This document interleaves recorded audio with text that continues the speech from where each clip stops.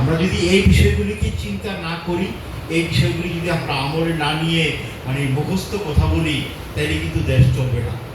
বাংলাদেশে যদি আমি ডাক্তারের কথাও বলি, যদি বাংলাদেশে 1 লক্ষ ডাক্তার প্রয়োজন হয়, তাহলে 7 লক্ষ টেকনোলজিস্টের প্রয়োজন। একজন ডাক্তারের অধীনে মিনিমাম 7 জন টেকনোলজিস্ট প্রয়োজন আছে। প্যাথোলজিস্ট, ডেন্টিস্ট, ফার্মাসিস্ট, নার্স ইত্যাদি সব কিছু মিলিয়ে একজন বিএস ইঞ্জিনিয়ার যদি আমাদের দেশে 1 লক্ষ বিএস ইঞ্জিনিয়ার থাকে প্রয়োজন হয়, এখানেও 5 থেকে 7 লক্ষ ডিপ্লোমা ইঞ্জিনিয়ার প্রয়োজন। অথবা বিএস ইঞ্জিনিয়ার অচল হয়ে যাবে, সে কাজ করতেই পারবে না।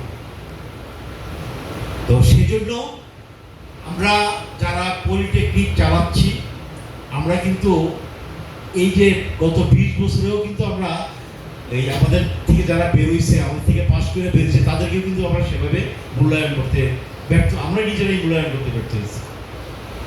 আমরা চেষ্টা করছি, আমাদের ফোরামে, বিভিন্ন ফোরামে আলোচনা হচ্ছে, আমরা যতই প্রচারণা করি না কেন, যারা রানিং ইয়েতে আছে তাদেরকে যদি সেভাবে মূল্যায়িত করা না হয়, তাদেরকে যদি সেভাবে তারা মূল্যায়ন না পায়, তাইলে কিন্তু মানে নতুনরা এই লাইনে এই ইয়াতে আসতে আগ্রহ থাকবে না।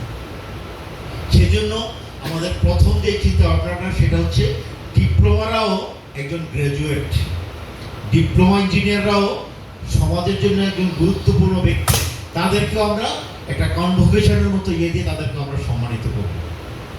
এটা যদি আমরা করি তাহলে কেমন হয় তোমাদের থেকে আবার বলতে পারবো, এরপরে আমরা বাকি আলোচনাগুলি করবো।